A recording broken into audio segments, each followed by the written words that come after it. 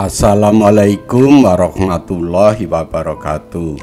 Sahabat sehat, selamat bertemu lagi dengan Rumah Akreditasi. Rumah Akreditasi adalah rumah tempat kita belajar, bertanya, dan berdiskusi masalah akreditasi. Tutorial kali ini membicarakan tentang PPN ya, Program Prioritas Nasional. Jadi ini merupakan program yang baru ya bagi Puskesmas. Jadi ya ini perlu untuk diperhatikan agar Bapak Ibu bisa mengerjakan program PPS ini di Puskesmas ya. Tutorial ini akan dipandu oleh Dr. Yanto, Surveyor FKTP. Baik, nah, apa yang dimaksud dengan PPN? Mari kita pahami.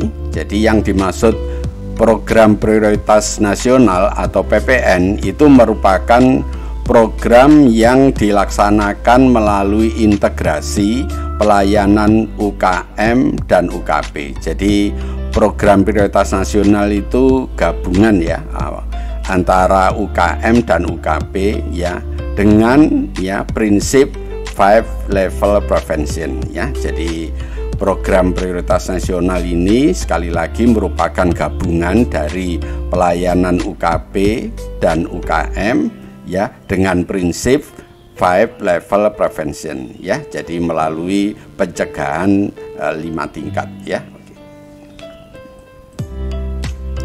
Baik, Bapak Ibu perlu mengetahui ya apa yang dimaksud 5 level prevention ya. Kita ambil ini menurut level NCLAC ya. Jadi apa yang dimaksud prevention tingkat 5 ini ya, 5 tingkat ini ya. Oke. Jadi yang pertama adalah health promotion atau promosi kesehatan. Jadi untuk mencegah supaya orang-orang yang sehat, masyarakat yang sehat, supaya tetap sehat, jadi perlu dilakukan health promotion ya, misalnya dengan penyuluhan ya, orang yang tidak tahu itu menjadi tahu, jadi nanti akhirnya menjadi sehat. Kemudian yang kedua adalah specific protection, jadi ini perlindungan khusus, jadi ini untuk melindungi orang-orang yang sehat jangan sampai menjadi sakitnya. Cara seperti ini bisa dilakukan misalnya dengan imunisasi ya, dengan pemberian vaksin. Jadi orang itu menjadi dari orang yang sehat menjadi tidak sakit ya. Juga perlindungan khusus seperti memakai APD, cuci tangan dan sebagainya itu termasuk specific protection ya. Berikutnya adalah early diagnosis and treatment. Jadi supaya orang itu kalau sudah terjadi sakit supaya tidak menjadi parah, itu perlu dilakukan diagnosis yang dini. Jadi segera didiagnosis sehingga bisa mengobati dengan tepat sehingga nanti penyakitnya cepat sembuh jadi tidak menjadi parah. Itu yang dimaksud early diagnosis and treatment. Jadi sekali lagi untuk orang yang sudah terlanjur sakit itu segera didiagnosis supaya bisa diberi pengobatan yang tepat supaya cepat sembuh ya. Kemudian yang prevention yang keempat adalah disability limitation ya. Orang yang sudah terlanjur sakit ya parah itu dibatasi jangan sampai terjadi kecacatan ya. Jadi boleh sakit parah tetapi diusahakan supaya tidak terjadi kecacatan ya, sehingga kalau ini kita hindari ya, walaupun dia sakit dalam waktu yang lebih lama tapi tetap nanti sembuh tanpa cacat, ini harapannya ya. Jadi ini yang dimaksud disability limitation ya. Kemudian yang terakhir adalah rehabilitation. Jadi orang yang sudah terlanjur cacat ya, nah itu diusahakan direhabilitasi supaya bisa kembali menjadi normal ya. Misalnya orang-orang yang stroke ya, terjadi kelumpuhan, jadi saraf-sarafnya dilatih kembali supaya bisa menjadi jalan kembali. Jadi ini yang dimaksud 5 level prevention menurut level dan CALC ya. Jadi ini supaya Bapak Ibu kita ingatkan lagi supaya mengerti apa yang dimaksud 5 level prevention. Kita lihat slide berikutnya. Bapak Ibu sekalian, ya, kita kali ini akan membuat program, ya. Kalau kita membuat program berarti kita nanti outputnya itu berupa buku. Jadi buku itu nanti yang ditunjukkan pada surveyor, bahwa kalau ditanya mana program PPN-nya berarti yang ditunjukkan itu buku. Nah, buku itu cara membuatnya bagaimana itu ada sistematikanya. Jadi ini sistematikanya. Jadi yang pertama itu pendahuluan. Jadi ini yang pertama Bapak Ibu harus buat pendahuluan, ya. Sekali lagi kita ingatkan, sebelum pendahuluan ini ada covernya, ya. Di cover itu dikasih judul, ya. Judulnya adalah program PPN, ya. Kemudian juga ada daftar isi, ada kata pengantar, itu ada di sebelum ini, ya. Nah, setelah itu pendahuluan. Setelah pendahuluan Bapak Ibu buat latar belakangnya, kemudian tujuan umum dan tujuan khusus, kemudian kegiatan pokok dan rincian kegiatan dari PPN ini, ya. Kegiatan pokoknya apa, rincian kegiatannya apa juga perlu ditulis di sini. Kemudian bagaimana cara melaksanakan kegiatan PPN ini, ya, caranya itu perlu ditulis, ya. Kemudian sasaran dari program PPN ini siapa aja, kemudian jadwal pelaksanaan kegiatan, jadi jadwalnya juga perlu dibuat. Kemudian perlu dilakukan monitoring dan evaluasi pelaksanaan kegiatan, dan juga perlu dilakukan pencatatan, pelaporan, dan evaluasi dari kegiatan, ya. Jadi ini ada 9, ya, sistematika cara membuat program PPN. Nanti ini akan kita bahas satu persatu supaya Bapak Ibu paham dan bisa membuat program PPN. Kita lihat slide berikutnya.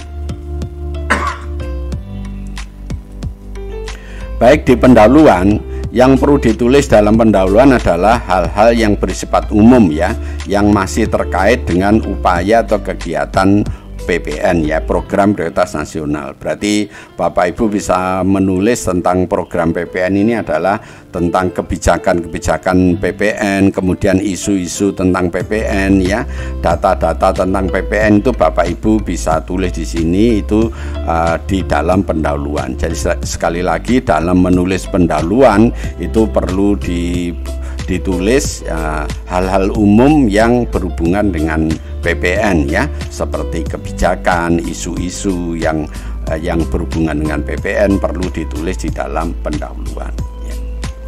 Kemudian adalah latar belakang. Yang perlu ditulis dalam latar belakang adalah justifikasi atau alasan. Jadi mengapa program PPN ini perlu dibuat. Jadi Bapak Ibu dalam menulis di latar belakang ini adalah menulis alasan mengapa PPN ini perlu dibuat. Jadi Bapak Ibu nanti bisa menulis kenapa PPN itu harus dibuat, ya, karena di Indonesia misalnya masih banyak stunting, ya, masih perlu diberikan imunisasi, masih banyak penyakit TB, mulai banyaknya penyakit tidak menular dan seterusnya. Itu adalah latar belakang yang perlu ditulis dalam membuat latar belakang, ya. Dan sebaiknya dalam membuat latar belakang itu dilengkapi dengan data-data PPN, ya. Data PPN ini, ya, kita mulai dari nasional, nanti Bapak Ibu lihat di Kemenkes, kemudian juga data dari provinsi, ya, dari dinas provinsi, kemudian dinas kesehatan kabupaten, dan PPN yang ada di tempat Bapak Ibu sekalian, ya. Itu cara menulis latar belakang. Kemudian tujuan, ya.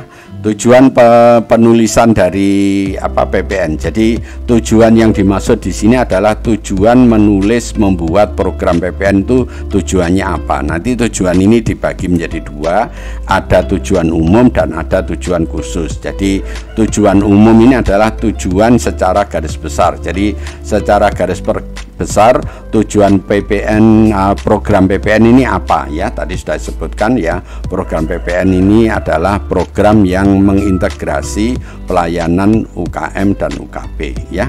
Kemudian program khususnya aja apa? Nah, program khusus ini bisa ditulis oleh kegiatan-kegiatan rinciannya, ya, seperti penanggulangan stunting, ya, kemudian peningkatan mutu imunisasi, tuberkulosis ya, PTM ya, KIA dan KAB dan seterusnya. Itu adalah tujuan-tujuan khusus. Jadi nanti ada 5. Jadi tujuan khususnya ini ada 5 sesuai dengan kegiatannya ya. Kemudian kegiatan pokok dan rincian kegiatan. Jadi kegiatan pokoknya ini yang pertama adalah pencegahan dan penurunan stunting. Ini kegiatan pokoknya. Kemudian dalam rangka mencegah dan menurunkan stunting ini ada kegiatan-kegiatan yang perlu dibuat. Jadi dalam kegiatan pokok itu juga perlu dibuat kegiatan-kegiatan khususnya ya. Kemudian yang kedua adalah penurunan angka kematian ibu AKI dan angka kematian neonatus AKN. Jadi ini kegiatan pokok yang kedua yaitu AKI dan AKN. Jadi di dalam AKI dan AKN ini juga perlu dibuat rincian kegiatan yang mendukung ini ya. Kemudian yang ketiga adalah peningkatan cakupan dan mutu imunisasi. Jadi imunisasi ini kan masih diperlukan ya bagi anak-anak dan ibu hamil di seluruh Indonesia. Jadi kegiatan apa yang perlu dilakukan untuk menunjang peningkatan cakupan dan mutu imunisasi itu ada di rincian kegiatan. Nanti Bapak Ibu perlu buat. Kemudian yang keempat adalah program penanggulangan tuberkulosis ya, penyakit TB ya. Jadi ini juga merupakan kegiatan pokok. Jadi kegiatan pokok ini nanti juga dirinci kegiatannya apa aja untuk mendukung program penanggulangan tuberkulosis ya. Kemudian yang kelima adalah pengendalian penyakit tidak menular ya, PTM. Jadi dalam pengendalian penyakit tidak menular ini juga perlu dirinci kegiatannya apa saja. Nanti setelah slide berikutnya akan kita bahas satu persatu kerincian kegiatannya apa. Jadi saya ulang, dalam kegiatan PPN ini ada 5 kegiatan yang 5 kegiatan pokok ya. Jadi yang satu pencegahan dan penurunan stunting, yang kedua penurunan angka kematian ibu AKI dan angka kematian neonatus AKN, kemudian peningkatan cakupan dan mutu imunisasi, kemudian program penanggulangan tuberkulosis, kemudian pengendalian penyakit tidak menular. Jadi ini adalah kegiatan pokoknya. Untuk rincian kegiatan kita lihat pada slide berikutnya. Baik, yang pertama yaitu pencegahan dan penurunan stunting ya. Jadi kegiatan apa yang perlu dibuat dalam rangka pencegahan dan penurunan stunting ini? Yang pertama adalah kita perlu menetapkan indikator dan target kinerja. Jadi dalam melaksanakan pencegahan dan penurunan stunting, kita membuat indikator-indikator dan target kinerja dari stunting itu ya. Dan nanti kalau itu sudah ditentukan juga perlu disertai analisis capaiannya. Itu yang pertama. Kemudian yang kedua, Bapak Ibu juga perlu membuat program ya, program tentang pencegahan dan penurunan stunting. Jadi program ini nanti berisi kegiatan-kegiatan yang perlu dilaksanakan dalam rangka pencegahan dan penurunan stunting. Kemudian yang ketiga ya, dalam rangka pencegahan dan penurunan stunting, Bapak Ibu juga perlu melaksanakan intervensi gizi spesifik dan intervensi gizi sensitif ya. Ini dilakukan bersama lintas program dan lintas sektor. Makanya Bapak Ibu harus paham nanti apa yang dimaksud intervensi gizi spesifik dan apa yang dimaksud intervensi gizi sensitif ya. Ini perlu dipahami, soalnya kalau Bapak Ibu tidak memahami ini berarti nanti akan kesulitan dalam melaksanakannya. Kemudian yang keempat ya, dalam rangka pencegahan dan penurunan stunting, program yang sudah kita buat itu perlu dipantau ya, perlu dilakukan monitoring, perlu dievaluasi dan perlu ditindaklanjuti. Hal ini agar pada pelaksanaan program pencegahan dan penurunan stunting pada tahun-tahun berikutnya bisa menjadi lebih baiknya. Kemudian dan yang kelima, yang terakhir adalah pencatatan dan pelaporan. Jadi dalam rangka pencegahan dan penurunan stunting perlu dicatat ya, perlu didokumentasikan dan perlu dilaporkan ya. Pelaporannya otomatis menggunakan format, diisi lengkap dan tidak boleh terlambat ya. Itu tentang kegiatan-kegiatan yang mendukung pencegahan dan penurunan stunting.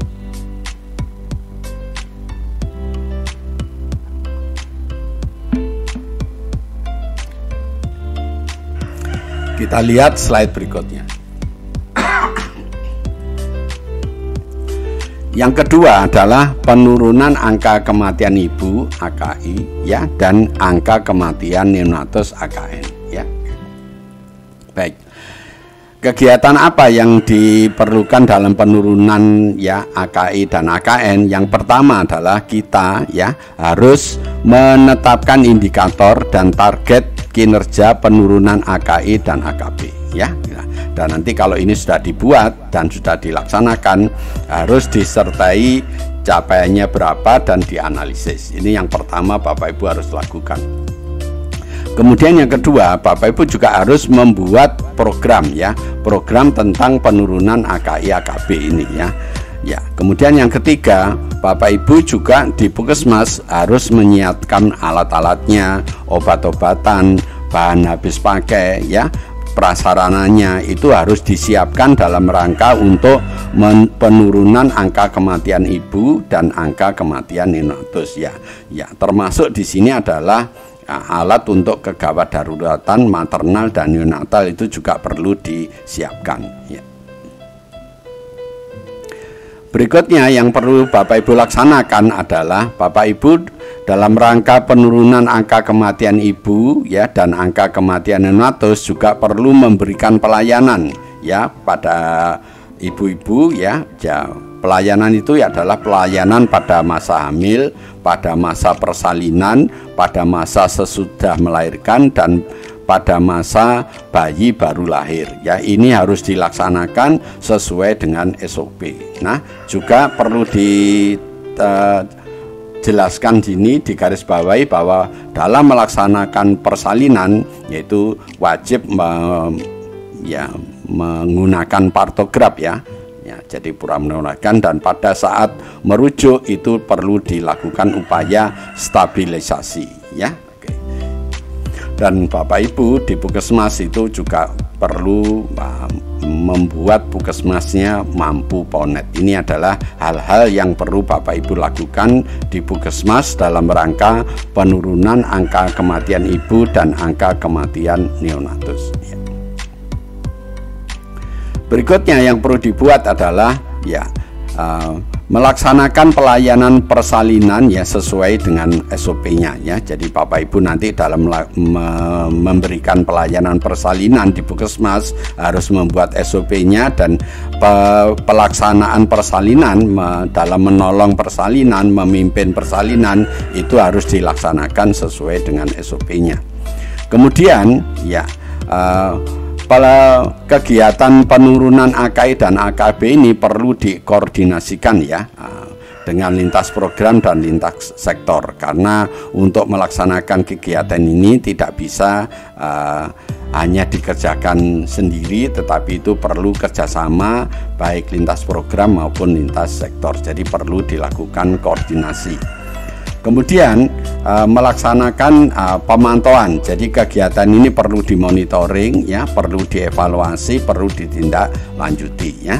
Bapak Ibu nanti kalau misalnya belum paham misalnya tentang koordinasi, Bapak Ibu bisa melihat di video ini tentang perbedaan komunikasi dan koordinasi. Bapak Ibu tonton videonya supaya bisa paham dan bisa mengerti bagaimana caranya melakukan koordinasi. Juga masalah pemantauan dan evaluasi ya, cara menindaklanjuti ini juga kita sudah buatkan videonya. Jadi Bapak Ibu nanti dengan melihat video yang berjudul perbedaan monitoring dan evaluasi, nanti Bapak Ibu akan paham dan bisa melaksanakan dengan baik ya.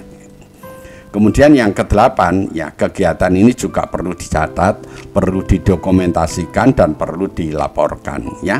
Jadi pelaporannya ini harus dibuat dengan format-format tertentu, ya, harus diisi lengkap dan harus dikirim, tidak boleh terlambat. Itu yang perlu Bapak Ibu perhatikan dalam rangka pelaporan, ya. Kita lihat slide berikutnya. Kemudian yang ketiga, tentang peningkatan cakupan dan mutu imunisasi. Jadi yang perlu Bapak Ibu kerjakan adalah menetapkan indikator dan target kinerja dari imunisasi. Dan nanti untuk peningkatan cakupan dan mutu imunisasi, Bapak Ibu perlu membuat indikator dan target kinerja. Ya, setelah ini dikerjakan juga disertai dengan capaiannya dan analisisnya, ya. Kemudian yang kedua, Bapak Ibu juga perlu membuat program imunisasi, ya. Program ini berisi adalah kegiatan-kegiatan, cara melaksanakan, ya, cara melakukan monitoring, evaluasi dan seterusnya, ya. Kemudian Bapak Ibu juga perlu menyediakan vaksin dan logistik sesuai dengan kebutuhan. Jadi vaksin ini tidak boleh tidak ada, ya. Jadi vaksin ini harus selalu tersedia. Makanya logistiknya juga itu harus dibuat rencana sesuai dengan kebutuhan, ya.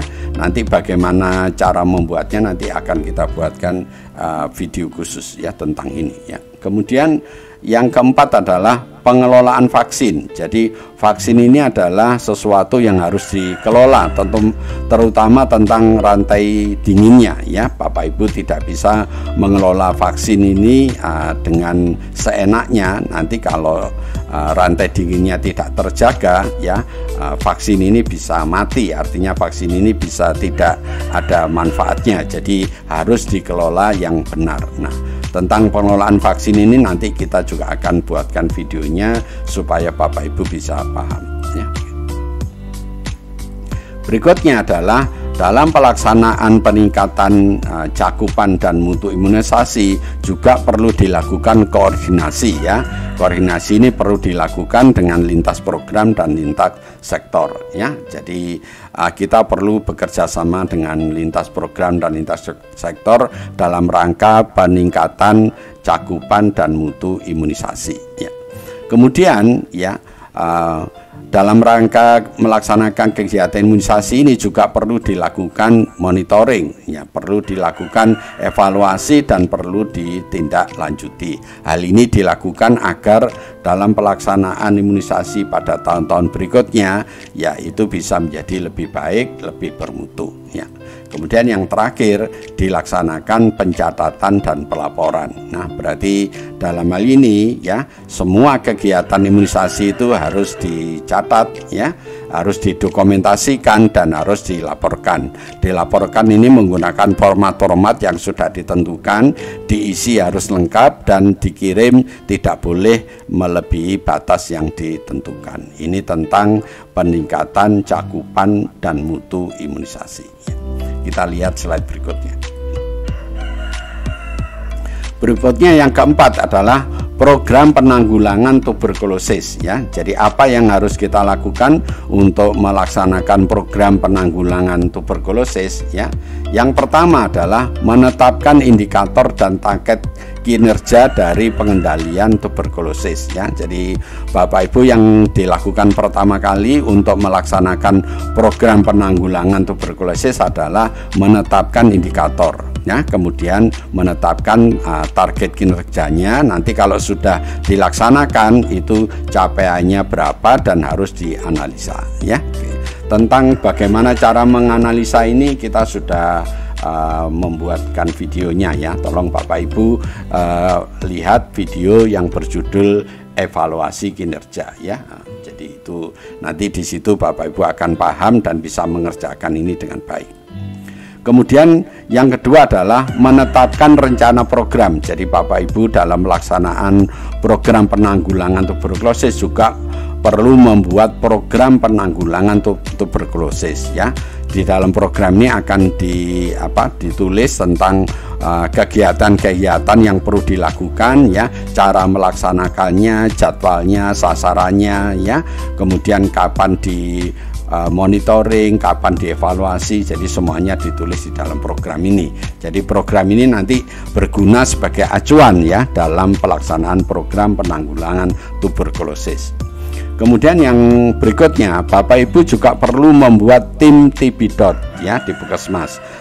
Dalam rangka pelaksanaan program penanggulangan tuberkulosis ya, Bapak Ibu perlu membuat tim. Jadi tim ini harus di SK-kan ya, di tim TB.DOT. Nah, tim ini ya minimal itu terdiri dari dokter, perawat ya, analis dan petugas administrasi. Jadi sekali lagi dalam menyusun tim TB.DOT itu sekali lagi harus ada dokternya, harus ada perawatnya, ada analisnya, dan ada pencatatan dan pelaporan. Ini petugas administrasi. Itu minimal ya, dikurangi tidak boleh, lebih tidak apa-apa ya. Oke, misalnya ada menambahkan ditambah apoteker gitu, nanti yang ngurusi obatnya boleh aja ya. Kemudian yang berikutnya adalah Bapak Ibu harus menyediakan logistik ya, baik untuk OAT ya, obat anti TB maupun non OAT. Jadi untuk menanggulangi tuberkulosis ini banyak obat-obatan yang dipakai ya. Obat itu biasa disebut OAT dan non OAT. Nah, Bapak Ibu harus menyiapkan ini ya, karena pasien yang diobati dengan OAT itu tidak boleh terputus ya. Nanti kalau terputus itu akan bisa menyebabkan resisten. Jadi makanya Bapak Ibu harus menyediakan logistik ini dengan baik agar obat itu tidak terlambat dan tidak memberikan dampak resisten pada pasiennya. Berikutnya adalah tata laksana kasus. Jadi untuk melaksanakan program penanggulangan tuberkulosis dengan baik, Bapak Ibu harus melaksanakan tata laksana kasus ini sesuai dengan SOP-nya ya. Itu dimulai dari diagnosisnya, kemudian di pengobatannya, kemudian pemantauannya, evaluasi, tindak lanjutnya itu harus disesuai dengan SOP-nya ya. Dalam pelaksanaan kasusnya nanti juga harus dibedakan ini kategorinya apa ya, diagnosisnya apa ya, semuanya itu perlu dilaksanakan sesuai dengan SOP-nya ya. Kemudian yang berikutnya yang keenam ya, dalam program penanggulangan tuberkulosis perlu dikoordinasikan. Jadi program ini tidak bisa dikerjakan sendirian, tapi perlu dikoordinasikan dengan lintas program dan lintas sektor agar program ini bisa berjalan dengan baik ya. Kemudian yang ketujuh, yang terakhir adalah dalam melaksanakan program penanggulangan tuberkulosis perlu dilakukan pencatatan. Jadi perlu didokumentasikan semua yang kita lakukan itu dan dilaporkan ya. Pelaporan ini sekali lagi menggunakan format-format tertentu, diisi semua yang lengkap dan dikirim ya, tidak boleh melebihi batas waktu yang ditentukan. Itu tentang pelaporan ya. Jadi itu dalam melaksanakan program penanggulangan tuberkulosis ya. Kita lihat slide berikutnya. Kemudian yang kelima adalah pengendalian penyakit tidak menular (PTM) dan faktor risikonya ya. Dalam melaksanakan pengendalian penyakit tidak menular, apa yang harus kita kerjakan? Yang pertama, Bapak Ibu harus menentukan indikator kinerja dari penyakit tidak menular ini ya. Nanti setelah indikator kinerjanya dibuat, juga perlu dibuat, dicatat capaiannya dan dibuat analisis ya. Kita sudah ada videonya, Bapak Ibu tinggal melihat ini supaya nanti bisa melaksanakan dengan baik ya. Jadi penyakit tidak menular ini seperti kanker jantung ya, diabetes, hipertensi, ini adalah contoh-contoh penyakit tidak menular yang Bapak Ibu nanti harus atasi. Kemudian berikutnya, dalam pelaksanaan program pengendalian penyakit tidak menular, Bapak Ibu harus membuat program. Jadi di dalam program ini berisi kegiatan-kegiatan, kemudian bagaimana cara melaksanakannya ya, jadwalnya ya, sasarannya ya, semuanya itu ada di dalam program ini, dan ini nanti berfungsi sebagai panduan ya, sebagai pedoman untuk melaksanakan program pengendalian penyakit tidak menular. Kemudian yang ketiga ya, kegiatan pengendalian penyakit tidak menular ini juga perlu dikoordinasikan, karena ini tidak bisa dikerjakan sendirian, jadi perlu dikoordinasikan dengan lintas program dan lintas sektor agar kegiatan ini bisa berjalan dengan baik ya. Kemudian berikutnya ya, Bapak Ibu dalam rangka melaksanakan pengendalian penyakit tidak menular itu juga perlu melakukan pemeriksaan ya penyakit tidak menular di Posbindu. Jadi di Puskesmas sudah dibentuk Posbindu dan di salah satu kegiatannya di Posbindu adalah pemeriksaan PTM. Jadi Bapak Ibu juga harus melaksanakan ini. Sekali lagi, kalau melaksanakan kegiatan harus dilakukan pencatatan. Berikutnya ya, Bapak Ibu dalam melaksanakan tata laksana penyakit tidak menular yaitu harus secara terpadu, artinya terpadu antara multidisiplin ya, mulai dari diagnosisnya, pengobatannya, pemantauannya, evaluasi, tindak lanjutnya itu sesuai dengan panduan praktek klinisi ya, dan itu harus dilakukan oleh tenaga kesehatan yang kompeten. Jadi Bapak Ibu nanti harus bekerja sama dengan tenaga kesehatan yang lain ya, misalnya dengan antara dokter, kemudian petugas gizi ya, kemudian apoteker ya, semuanya itu harus bekerja sama untuk mensukseskan kegiatan pengendalian penyakit tidak menular ini ya. Kemudian berikutnya ya, kegiatan ini juga perlu dilakukan monitoring ya, perlu dievaluasi, perlu ditindaklanjuti, sehingga segala sesuatu yang kurang benar yaitu perlu dikoreksi ya, perlu ditindaklanjuti, perlu diperbaiki agar di tahun berikutnya ya pelaksanaan program pengendalian penyakit tidak menular ini menjadi lebih baik ya. Kemudian yang terakhir itu dilaksanakan pencatatan. Jadi semua kegiatan tentang pengendalian penyakit tidak menular ini harus dicatat, harus didokumentasikan, dan harus dilaporkan ya. Sekali lagi, dalam pelaporan ini harus menggunakan format-format yang sudah ditentukan ya, harus diisi lengkap dan harus dilaporkan, tidak boleh melebihi tanggal yang sudah ditentukan.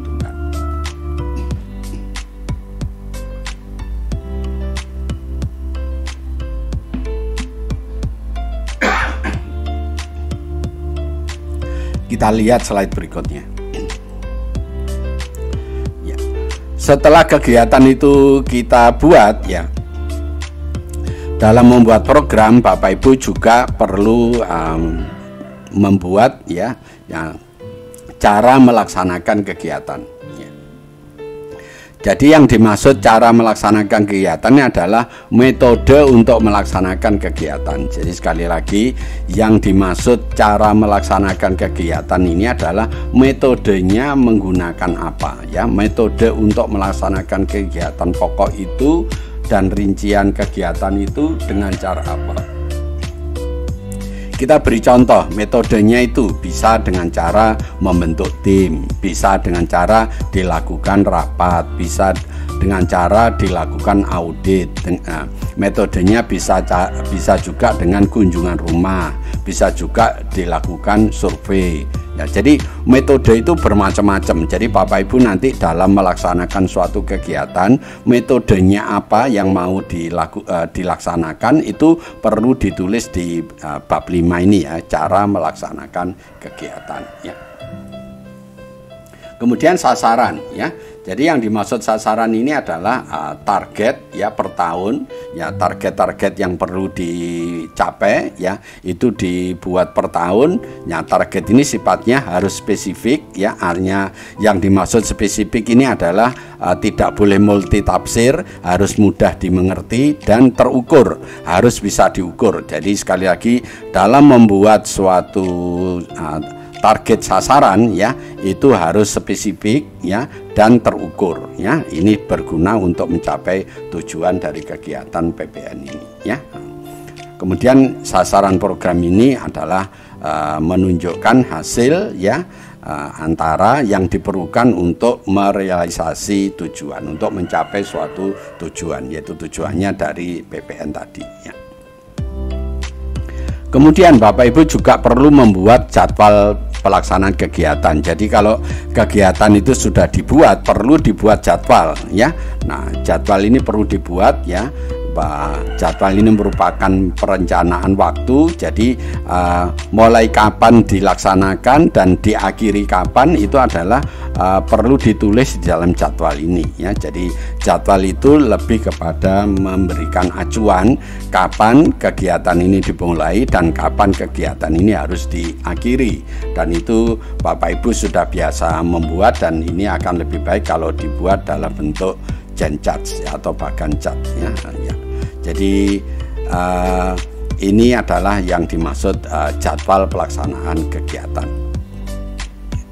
Berikutnya adalah evaluasi pelaksanaan kegiatan dan pelaporannya ya. Jadi yang dimaksud di sini, yang dimaksud dengan monitoring ya. Jadi pemantauan ini adalah monitoring ya, adalah pemantauan ya terhadap pelaksanaan kegiatan. Jadi yang dimaksud monitoring itu adalah pemantauan pelaksanaan kegiatan. Berarti ini harus dilakukan pada saat kegiatan itu berlangsung, dan itu tujuannya adalah untuk melihat apakah ya kegiatan itu sudah dilaksanakan sesuai dengan rencana atau tidak. Kalau tidak dilaksanakan sesuai rencana, itu bisa dikoreksi, diperbaiki agar berikutnya berjalan dengan baik. Kemudian kegiatan itu juga perlu dievaluasi. Nah, evaluasi yang di sini ini adalah evaluasi tentang pelaksanaan kegiatan. Jadi yang dievaluasi ini jadwalnya. Jadi jadwalnya itu dilaksanakan dengan baik atau tidak ya. Nah, ini yang dimaksud di evaluasi di bab yang ke-8. Kemudian yang ke-9 adalah tentang pencatatan, pelaporan, dan evaluasi kegiatan. Jadi yang dimaksud mencatat ini sekali lagi adalah didokumentasikan. Semua kegiatan yang Bapak Ibu kerjakan itu harus dicatat ya, harus didokumentasikan ya. Jadi harus ada buktinya ya.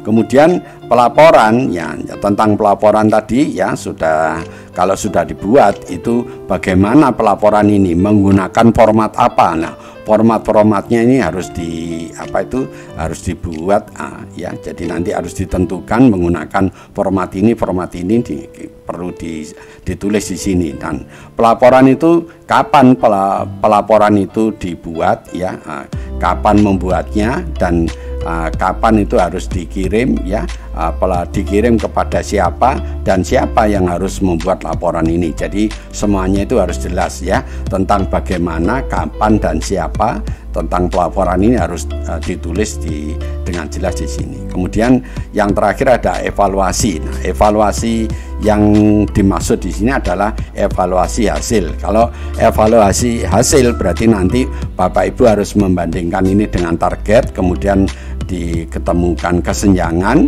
Nah, dari kesenjangan ini, kalau kesenjangannya negatif berarti ada masalah, perlu dianalisis ya, perlu dibuat rencana tindak lanjut ya. Itu tentang evaluasi. Bapak Ibu, untuk melaksanakan evaluasi ini kita sudah membuatkan videonya, jadi Bapak Ibu nanti bisa menonton dan memahami dengan baik ya.